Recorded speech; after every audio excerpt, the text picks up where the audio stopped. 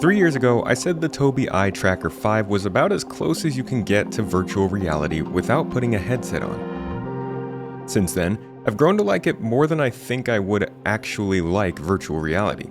The ease of use of the eye tracker is where it really succeeds. As I'm sure you've seen, this thing can give you a lot of benefits in a number of games, including of course Star Citizen. But the positive knock-ons of using this thing go far beyond that. From logging into your computer to customizing your face in the character creator to even just easily selecting your app of choice in the Alt-Tab menu. I've gotten a lot of use out of this thing over the last few years. And after a decent amount of time using it in different environments, I wanted to make another video covering my favorite features.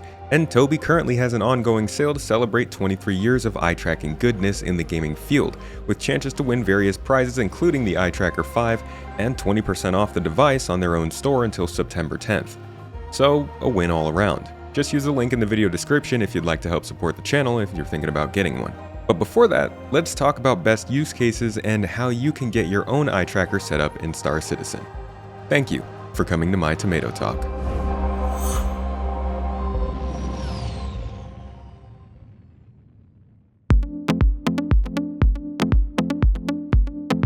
The best use for this device, in my opinion, is absolutely spatial awareness. There are plenty of ships in Star Citizen that have windows in useful places that prove to be pretty difficult to use if your hands are both on the controls.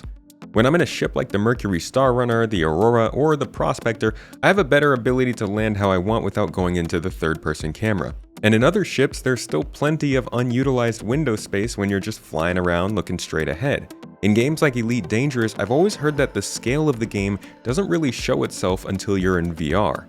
Similarly here, the value of windows in the cockpit really starts to show themselves when you can turn your head or move your eyes ever so slightly to get a different view than you might expect.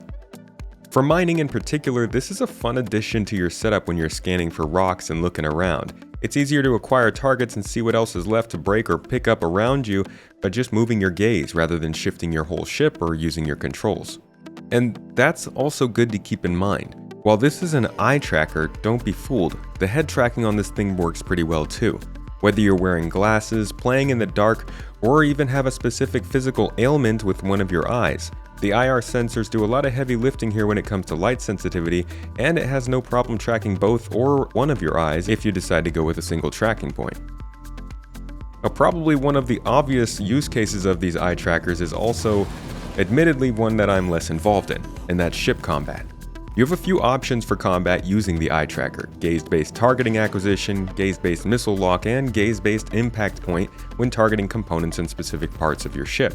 It's not hard to imagine how these functions can come in use in a game that focuses on close quarters space combat. Whether you're zooming past your targets and flipping to reacquire, or strafing to keep them in front of you at all times, the gaze-based targeting system gives you an upper hand on other fighters who might have to use free look or completely turn their ships around to get the same angles on you. This also, of course, gives you better situational awareness when fighting, and it just feels incredibly cool to be able to aim in one direction and shoot in the other.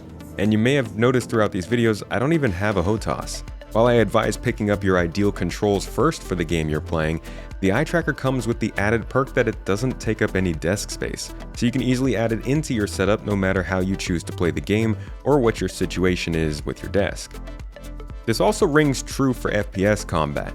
While many folks disable the tracking while on foot, I actually quite like using this function as I move around on foot to get more cinematic views and take in more of my surroundings as I move throughout the level. Yeah, you can always just use your hand to look around, but it's much easier to use your eyes. And what's the point of all this artwork if you can't at least admire it?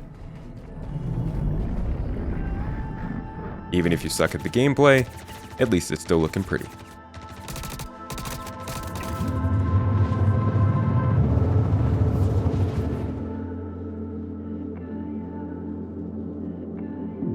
And I'm sure you've noticed the shots I've been using throughout this video as well.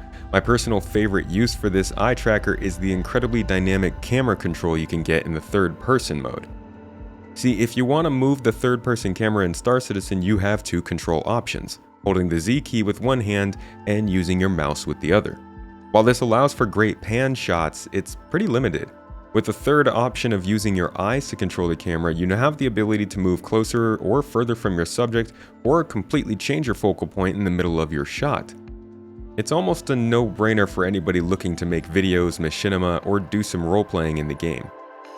If you want to get nice shots in Star Citizen, this is hands down the best way to do it. And bonus points if you throw in a gamepad for that extra smoothness. While there are plenty of other ways that this eye tracker can come in use while you're playing the game, these are definitely the ones that I tend to use the most. But we can get to a couple other edge cases later on after we get to the setup.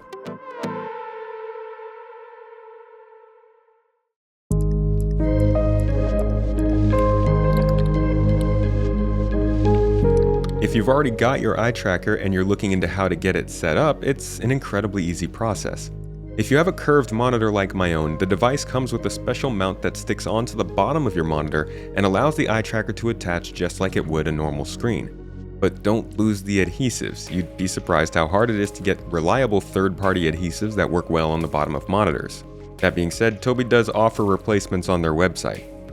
Otherwise, you can just install the magnet onto your flat monitor and stick the eye tracker right onto that. In addition to the curved monitor adapter, there's also a new tripod mount for anybody who is playing at a distance from their screen or in another weird situation, so you have a lot of flexibility when setting up. By the way, using this device on a curved monitor makes it even better. While the eye tracking of this device and your sensitivity settings will help you avoid that weird feeling of turning your head unnaturally further than your screen is to really get a good view, a curved monitor obviously fits more naturally into the use case as it slightly wraps around your field of view. But that's besides the point. When you're plugged in and ready to go, you don't even need to go to the website. Just download the Tobii Experience app from the Windows Store and install. Once the software is running, you can tell the eye tracker just how big your monitor is, then calibrate it with your eyes and this little exploding dot game. From there, you're set. Though if you want to use the eye tracker in other games, you can also download the Game Hub, which allows for support in a pretty wide variety of games in different ways. There are a lot of simulator, flight games, and Ubisoft games in the catalog amongst others. Star Citizen integrates directly with the eye tracker, so you'll be able to access and change all your settings straight from the game menu. Once you're in the game, press the escape key, go to your comms, FOIP, and head tracking tab.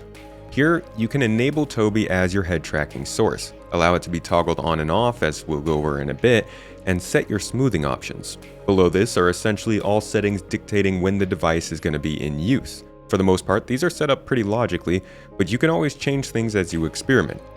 After this, you've got your dead zone options and all of your combat gaze-based options we talked about earlier. Camera boost is also an option here, which essentially boosts the camera movement if you rotate your head in the same way that your eyes are looking. This setting disables the input mix of using both your eyes and your head for tracking though, and essentially turns the device into more of a dynamic head tracker. Otherwise, the camera will follow your eyes much more based on your settings. This means you don't have to move your head around as much to get use out of the eye tracker. So I'd suggest experimenting with this camera boost on and off to see which version you like more. After that, you have sensitivity options for basically every value in the seated and standing modes of the tracker. And that's about it for the settings. There's a lot to mess around with here, but anything close to the default settings will give you a pretty good experience in the standard seated arrangement. After you finish with settings, go to your key bindings menu and in the advanced controls, select VoIP, FOIP, and head tracking. Here you're going to see the toggle for head tracking and third-person camera tracking. I actually set both of these to the same button so you can easily turn them on and off at the same time. These settings will allow you to quickly disable the head tracking if you need, or recalibrate completely whenever you toggle on and off, basically as quick as you can press the button. Being able to turn it off at a whim is pretty nice. Because of the lightweight, hands-off nature of the device, it essentially disappears into the background when you're not using it.